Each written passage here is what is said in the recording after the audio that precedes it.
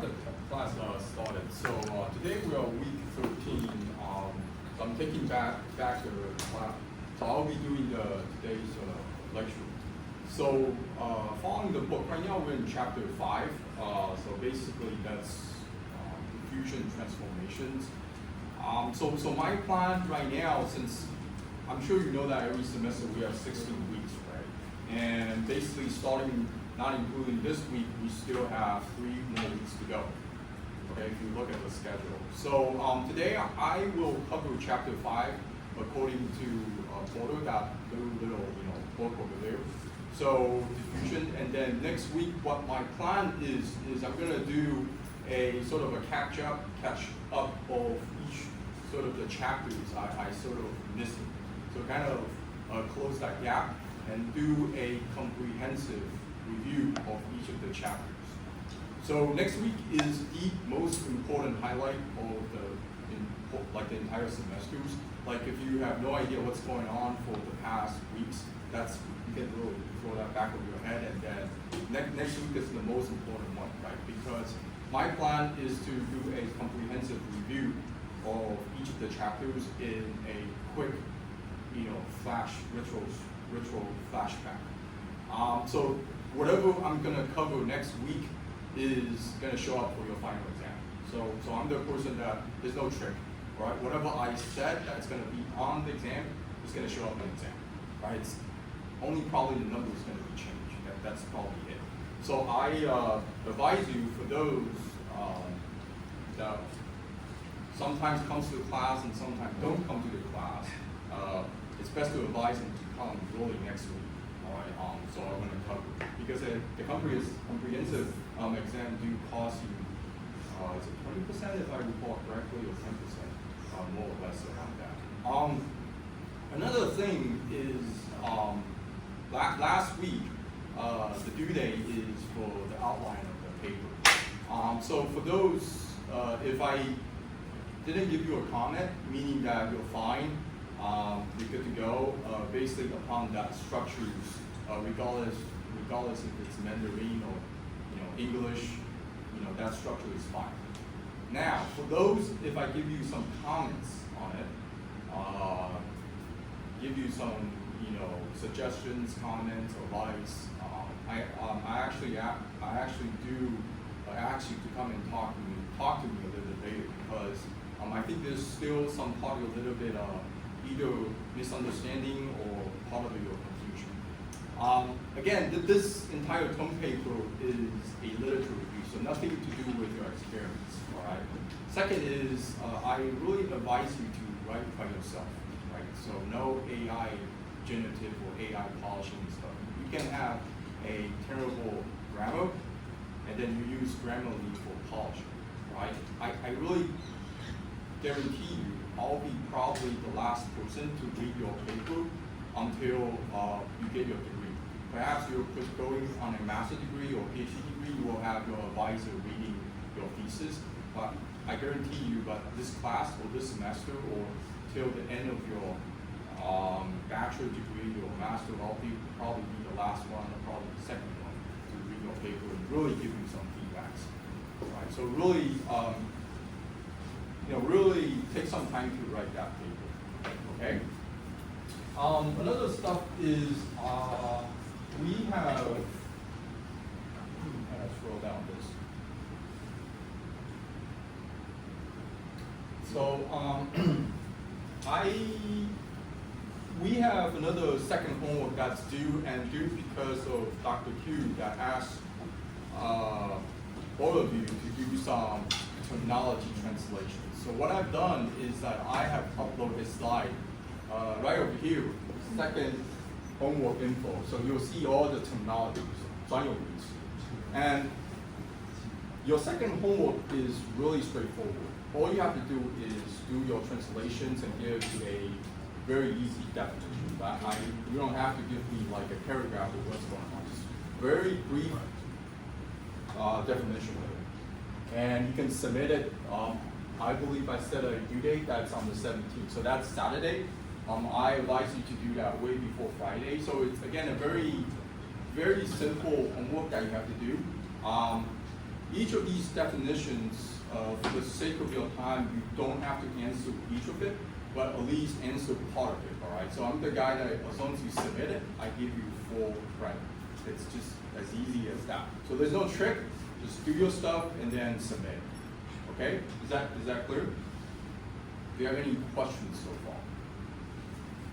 So the homework, for the second homework, is due date is this week, Friday. I have provided you the definition terminology over your second homework info. You can download that and then provide your definition on a Word file and then transfer that into a PDF and then submit it.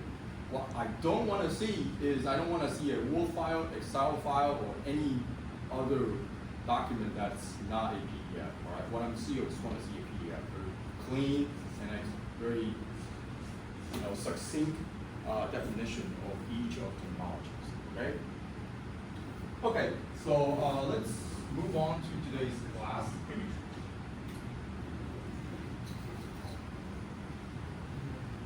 Okay, so moving forward, today I'm going to talk about diffusion transformation, or AKA precipitation, in other words. What I think this chapter particularly is interesting is that if you sort of do a quick kind of run over for this book on chapter 6 is diffusionless transformation.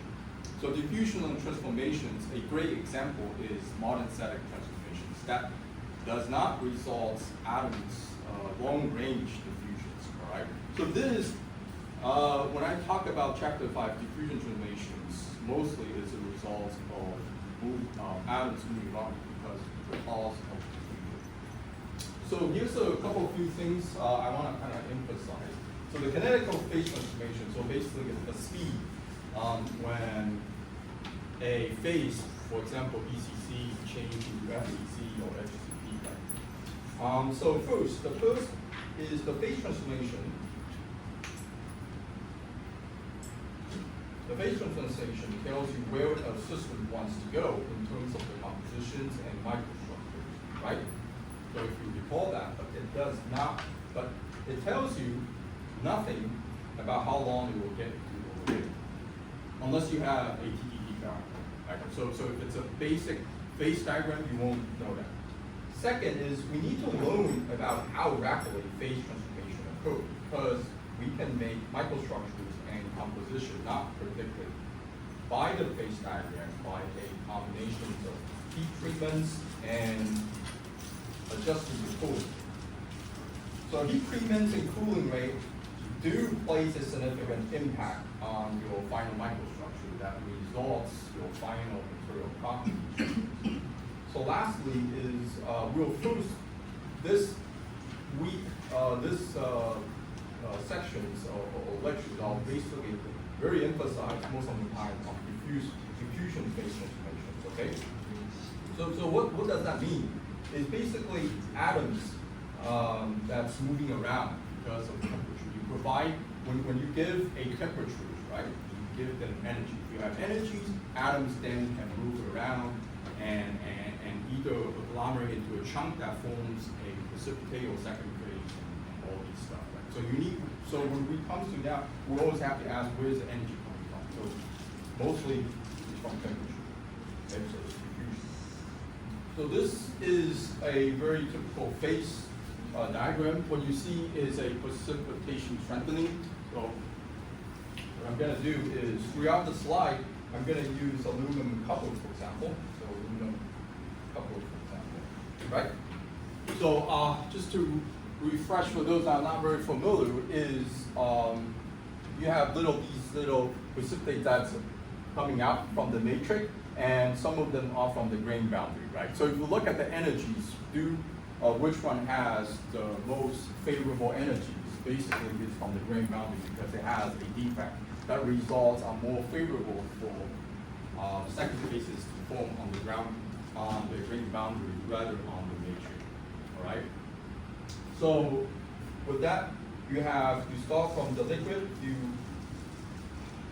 increase that temperature, you have the liquid, and then you slowly cool it down, you get alpha and liquid, and then you move down, you get alpha, and over here, you get precipitates of beta phases. on the matrix or on the ring bound. So for those, I'm sure that you're familiar with the legal rule, right? You can calculate how much compositions of alpha and beta is constituted inside the entire microstructures. And perhaps if you want to know a little bit more, know how much of the alpha and beta, draw this tie line, and then over here is the C alpha composition and the C composition of the beta composition, right? So say if over here this is aluminum on one end and then copper on the other end, you will know that, say, alpha for its base has more of aluminum in that basis, where for beta has a little bit more copper in its basis. Okay? Is that clear? So this is just a quick.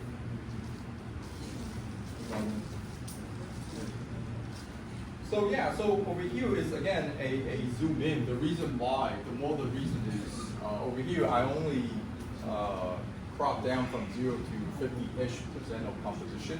But if you look the entire spectron, usually there's more to that from 0 to 100%. So one end is aluminum and other end is copper, right? So say today, if you want to have copper as the solute that melts into aluminum, it's more favorable, right? You don't get a lot of second phases. Where if you have copper as the matrix and then you add aluminum inside, you get a lot of second phases coming out. Okay? So I just want to kind of show that. Yeah, so again, this really, these are things that just kind of want to refresh your memory, hopefully allow you to fall away from this. So consider an alloy of aluminum with 3 weight% of copper. So this is 3 weight%. 3 weight%. So at 550, you have a single phase, right?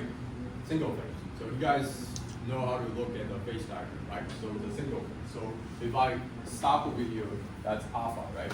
And then if I cool down to 400 Celsius, cool down from 400 Celsius, that's over here. What do we get? We get alpha plus theta, right?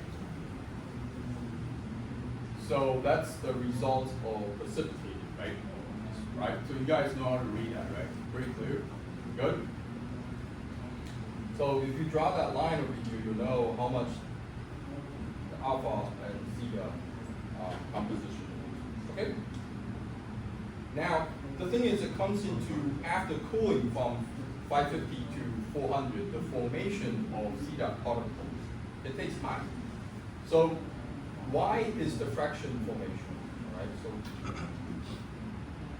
where y equals to 0 means that the particle formation has not yet begun, and y equals to 1 means that the maximum fraction particle. So what I really want to kind of showcase over here is this diagram showcases the time evolutions when you drop from 550 to 400 Celsius. So if you use your laptop and then move on, jump back to the previous slide over here, it doesn't involve time. So over here is if I take it down to 400 Celsius and then look at the time evolution, which is the x-axis, you'll see that it does take time for atoms to move and nuclei and then result in ring growth and form a second phase. So there's time involved, right? So when you look at the phase diagram, there's no time, and this does show you.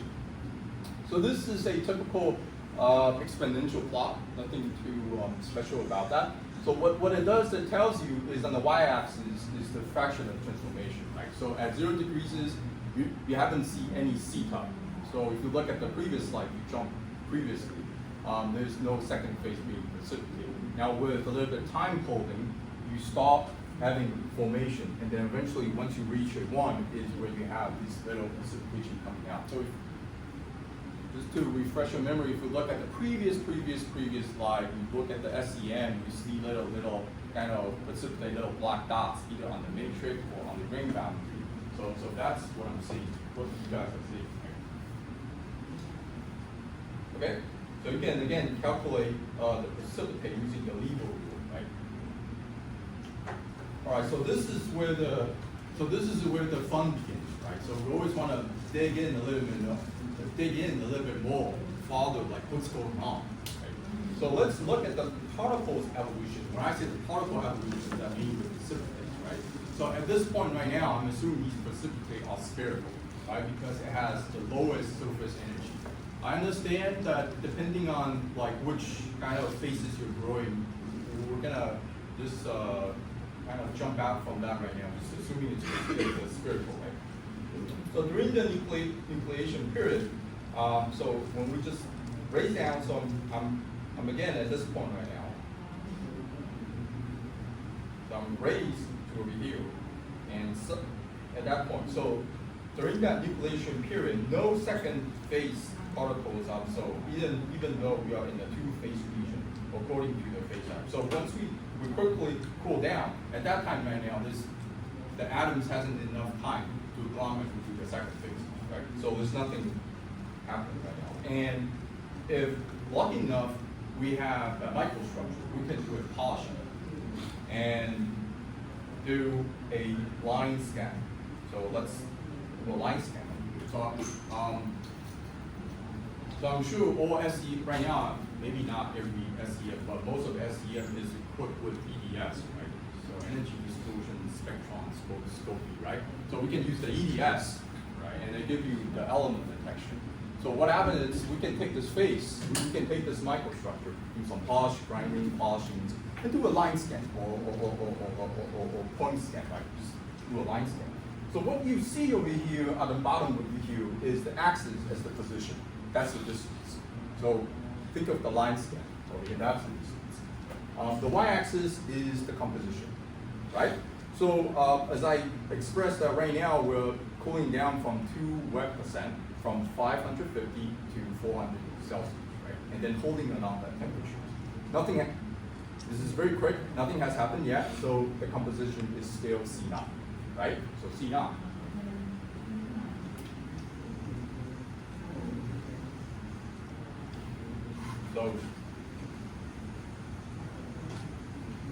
So C0, right? So it's still C0. We're maintaining at C0 and then holding at this temperature, right? So it's still C0.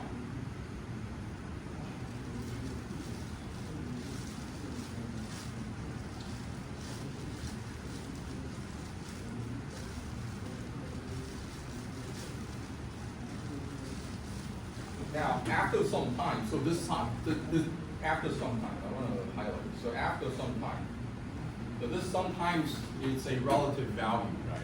Like for you, sometimes maybe half an hour, but sometimes for you it's probably like a picosecond or nanosecond, right? So after sometimes the two-phase regions has passed and particle nuclei can grow, occurred by the diffusion of atoms from matrix into the growing particles, right?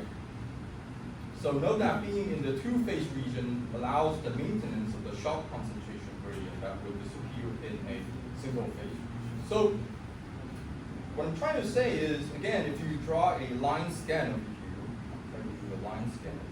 So this is a line scan over here. You can see the line scan, it have gone through the matrix as alpha, right? And then it also run through some precipitation, that's beta, right? And you can see at the bottom schematic over here, I'm showing again the position is the distance, the line scan I'm drawing, this line scan I'm drawing. And then at a certain point, it intercepts some precipitate, that's theta, right? And interesting enough, you look at the composition, right? For those that's still on the matrix, it's still C0, right? C0 is the matrix, right? So that's C0. And then once you start getting close to the, once you get to the top of the, run through at the top of the precipitate, you have a large C0 peak. That's the composition, right? Okay. Again, if you start moving away, you have this kind of curve over here. You can see now. So you might ask me, like, why do we have a exponential decrease like this and then sort of this curve? Well, we have to understand that when we do line scan, we get some gradient, gradient element of gradient, right? So think about these atoms, right? You have the alpha, you have the theta, all these. Now alpha, it has a mixture composition of aluminum and copper. Theta has a composition of aluminum and copper. But if you look at the phase diagram, theta has a more element of copper, whereas the matrix has a more element of aluminum. Okay? So this is the reason why when you want to form C theta, right? The element that want to form C theta will draw some main element from C theta. So this is a decay of elements, right? I'll draw a little bit if you can't really understand, so the decay over here. So at this point right now, why do we get back to C theta? Because it's far away from the precipitate, right? So I'm gonna draw a little bit schematic so you understand what I'm talking about.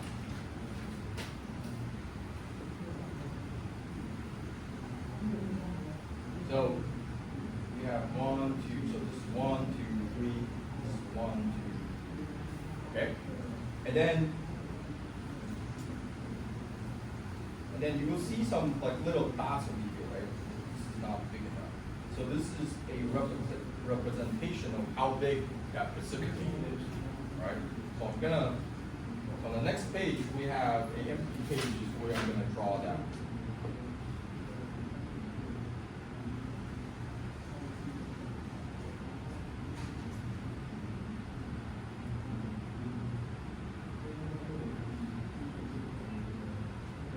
So again, this is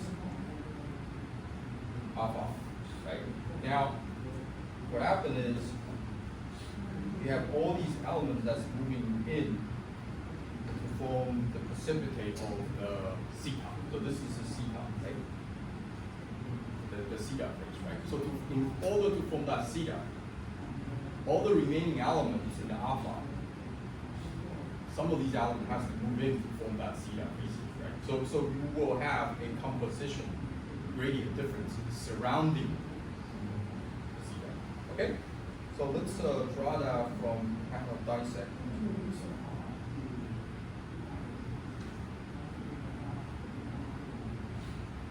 So again, theta.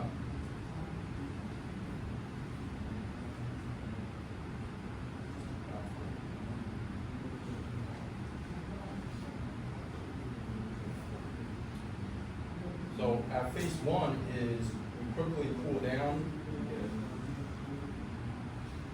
everything is frozen. So right now, there's no precipitate. We just quickly cool down, right? And the element hasn't enough time to form that precipitate. So that's like time equals 0, more or less. And then if we hold on to layer, hold on to that temperature a little bit longer, what happens we'll see is starting a little drop down.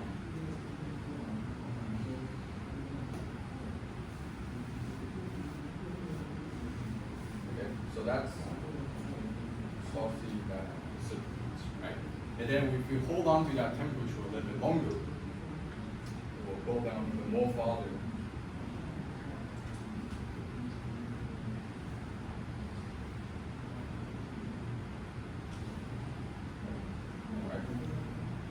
And then really hold on to that temperature long enough. You get something like that.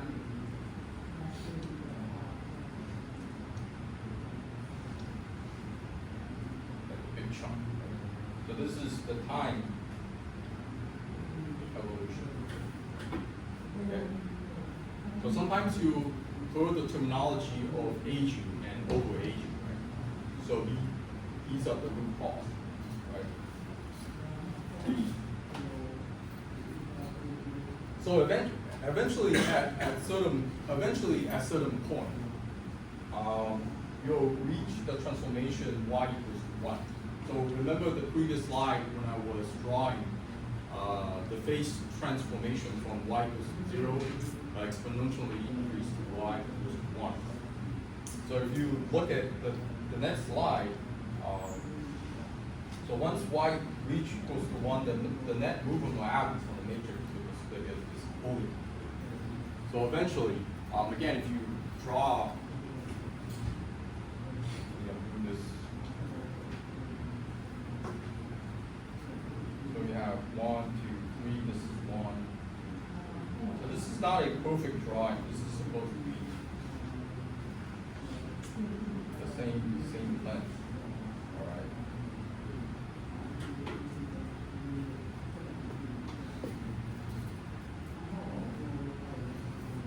Okay, so this over here, this line over here, this is actually the tie line. All right. So if you go back to the phase diagram, you draw the C theta, right? You have the alpha and theta. You draw that tie line. That tie line, if you do a counterclockwise rotate, you get the tie line, right? So the more time you hold, basically you have a more thicker ball of you. That's basically the precipitate solution, right? So this is another. I think the reason why when I was reading this, I think the reason why they're showing this is just want to express in another way of what's the relationship between the composition relative with the distance. Right? So this is another way of expressing, right? And hopefully it doesn't really confuse you. You can just still read the phase diagram perfectly without recognizing this drawing, but in the book, the reason why they're doing it is just from a different angle of kind of showing what's the relationship between the composition and the distance, right? All right. Okay, so getting back to over here, switching back, the time frame over which the fraction transformation goes from 0 to 1 depends on the temperatures in the alpha plus the theta region, right? So I'm being kind of talking about this. If we hold on 400 Celsius with the time evolutions of theta precipitating on the alpha. Okay? Now, a few things I want to talk about is you can see on this is for each of the curves we begin in the single phase alpha region. So single phase alpha region is still over here, 550. So this is 550. And then cool rapidly to a temperature in the two phase alpha plus theta region. So in the previous kind of slide, what I'm being is I cool down to 400 Celsius, right? But in these kind of process, if you cool down to say 200, or if you cool down to say 350, you still get theta precipitate, right? I mean, you still get theta precipitate. And what I've drawn over here is you can see at 400 Celsius, the time is shorter than 450, and then quicker than 300. It's faster, right? And then at 300 Celsius, it takes a lot of time, right? But if you look at 450, it's sort of between 400 and 300, right? So, do you notice any trend? Is there any trend? No, right? There's really no trend because it's 400 foot, it's either increased temperature at the time or decreased temperature in time, right? But there's really no. So there's no trend. So there's really no trend going on. So what's going on? And another thing is, if you look at this, is the temperature at which the theta phase precipitate also affect the microstructure. So if we kind of dissect its microstructures, particularly at 400 Celsius, 450, and 300 Celsius, you can see there's no trend or no connections whatsoever, right? So at 400 Celsius, you have little spherical, and then 450 you have kind of coarsening happening. At 300 Celsius, there's small little precipitate going on. So there's really no trend whatsoever. So one thing is what we could do is if we reheated any of those back into the single phase alpha regions, the precipitate would disappear with the copper going back into solid solution. So again, I'm using the aluminum copper for example. All right. So if you're not happy with 400 or 450 or 200, all you can do is just again raise to 550, and then all the solid solution, all the precipitate basically go back to the alpha phase. Right. So there's a joke. I was talking to the CEO. It was a CEO Low, not the CEO Low. He was virtually presenting. So I was talking to him previously. Is that, hey, if you do your heat treat, if you screw up in your heat treatment process, there's no scrap metals, right? All you can do is just raise that temperature, everything go back into the solid solution form, and then you do another heat treatment and you get your material, right? So there's no scrap material, right? But he told me that that's not feasible because in these heat treatment facilities, all they care is about the electricity, right? And the electricity cost, right? So they don't really have that time and stuff. Okay. So anyway, getting back into what's really going on. So two things to explain. First is first thing you want to really think about is why does the transformation rate depends on temperature? So transformation rate over here, I'm explaining the speed. So why does the speed depend on temperature? And for the y is in trend monotonic. So when I say monotonic, I mean proportional. So if the temperature increase, you get a proportion on something like that. Over time, there's no monotonic. Second is why does the microstructures depend on temperature, at which the transformation occurs? Why does the microstructure depend on temperature? So the microstructure, what's that relationship? So far, if we look at the previous slide, there's no relationship whatsoever. So there must be a piece of information right now that are missing that is sort of stopping us from understanding this trend. Okay.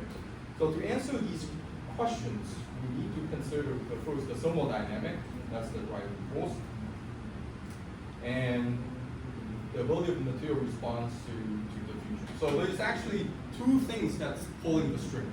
One is the thermodynamic, all right? So we'll talk about the free energy, and then there's the diffusion part. So when we talk about diffusions, basically it's atoms that's moving, there's energy going on, there's temperature, right? And then atoms moving around to form something, right? So there's two things that's pulling the string that result these precipitations, okay? So the first is the driving force for the precipitate of the CDAP particle, which the driving force is the free energy differences between the single phase alpha regions and the two phase alpha plus CDAP regions. So the free energy difference depends on.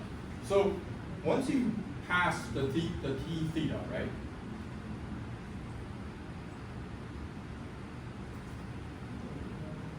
I don't know if you still recall, chapter 3 is we pass the T theta, right? We want to form precipitate, right? Like say on 0 degrees Celsius. Once you pass 0 degrees Celsius, the liquid, the water as a liquid, want to form solid, right? The more you follow go down below 0 Celsius, the more that energy you provide for allowing the water as the molecules to form and form that nuclear, right? So I don't know if you still recall the YouTube tutorial I showed you about a guy taking out a beer, right? And then that's liquid, and then he kind of hit it on the table, and then it solidified, right? So yeah, so that's the same reason. So once you pass that T theta, right, we want to precipitate, right?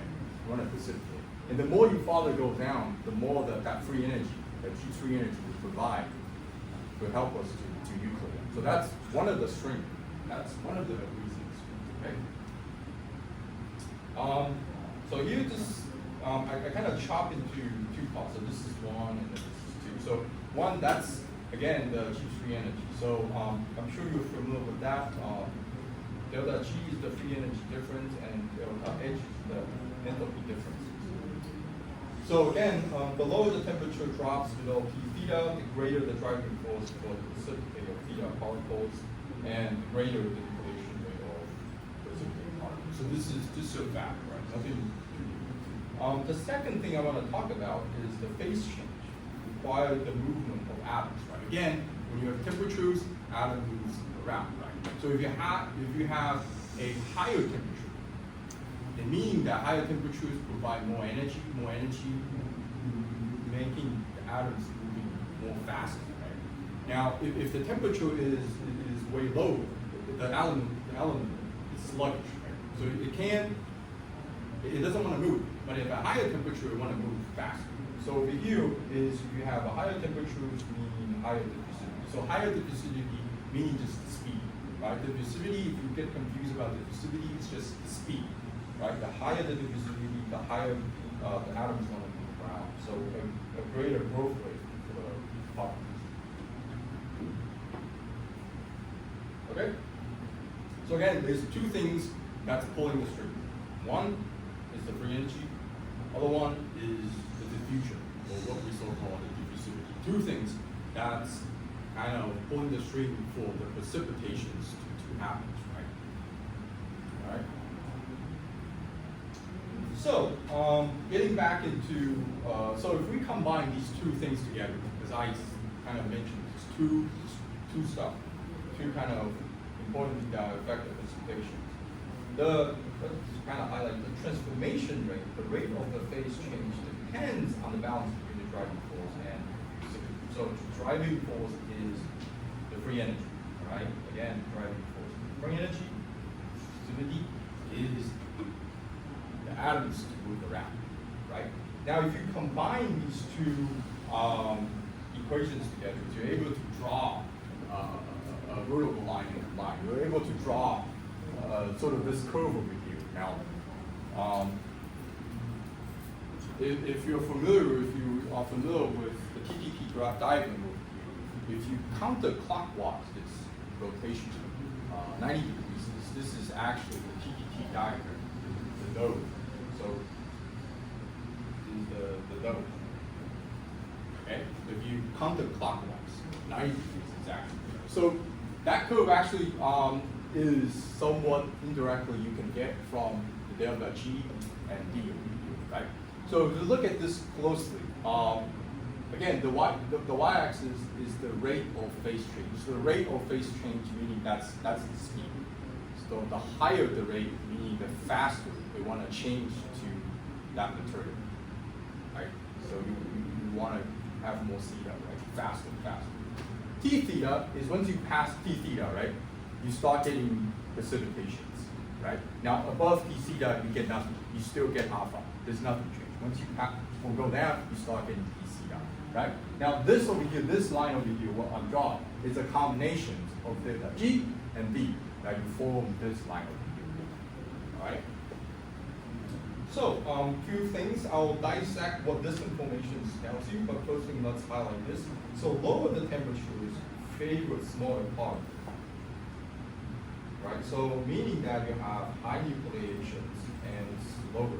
So if you have a lower temperature, right, you have smaller precipitation. Why is that? Well, you have to think about high nucleation. What does high nucleation mean? Meaning that if you raise it, meaning that you have more delta G.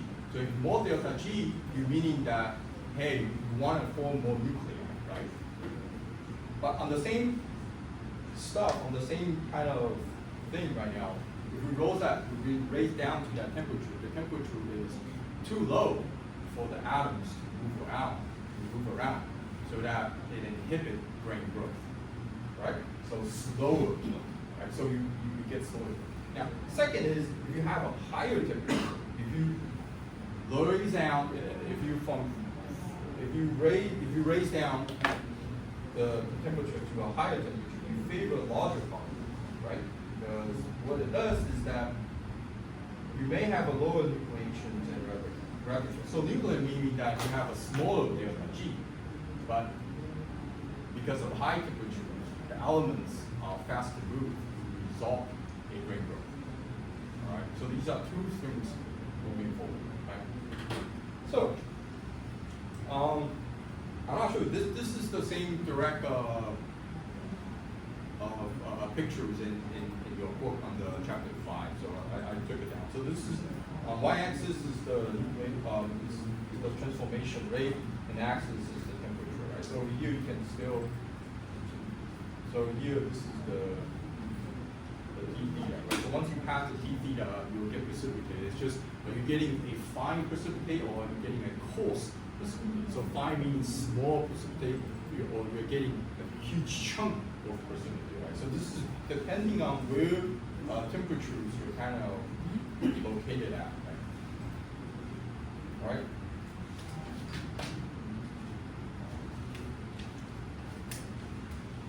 Okay. So just to summarize what I'm trying to talk about these kind of two phenomena that's happening here. So the transformation rate, the transformation rate depends on where we are in two-phase region in the diagram, right? So this is just to reflect what I just talked about is the transformation rate.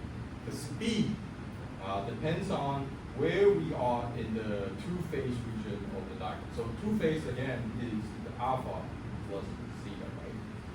And this, but then this is the 500 Celsius, this is the lunar, and then Kepler. Now if you raise down, you'll get alpha plus theta, right? And what this tells you is that if you stop over here, you get alpha plus theta, and transformation rate is slow. Over here is fast, and down over here is slow, right? Now, low delta G, high D, and then moderate delta G plus B, and then high delta G, right? So later, I'm gonna break down, talk a little bit more about how can we use this as a leverage for controlling the microstructure, right? Because at a certain point, you want a more coarse microstructure specifically, or you want a finer one, right? So you can play around with this. Okay? Does it make sense for you guys right now? Okay? Any questions so far? Okay, so information about transformation rate at a given temperatures are found in isothermal time temperature and transformation. Right? So the TTT diagram, I'm sure you're familiar with that. So this diagram basically involves the time involved, right? So if you have alpha, then you move on, you have a transformation, right? So you know the time, right? So look at this diagram is this curve over here. To get to alpha plus theta from this time over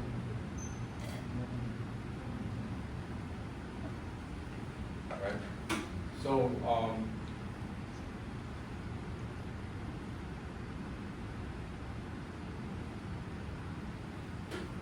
so if you want to change, if you want to have a phase transformation from alpha to alpha plus beta on route 1 and route 2, which one is, okay, which time is quicker? It's route 1, right? It's, once you hit that time, it's called transformation, right? As like route 2, as I arbitrarily give an example, it take longer time. Right? You have to hold on to it and then take a longer time. All right. Okay. So over here, again, this is a review of your fundamental material. Is you're able to build your TTT diagram, right? Without, I mean, you can probably use some math equations to build your TTT diagram, but from experiment point of view, is that up over here, you're able to build that relationship. Right? So one can build a TTT. One can build a TTT by aggregating, so meaning that collecting all these data about when transformation began and end at many different temperatures.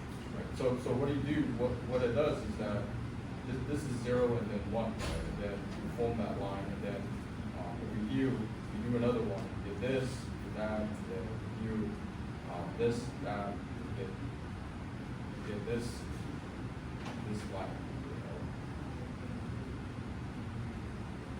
Right? So you're able to draw that curve. Okay, so if you're say you're doing, I'm just arbitrarily give example or say entropy out metal, and you want to know the TTT curve, and you can do a lot of these kind of stuff and then measure try to build your nodes. Okay. Okay. Any questions so far?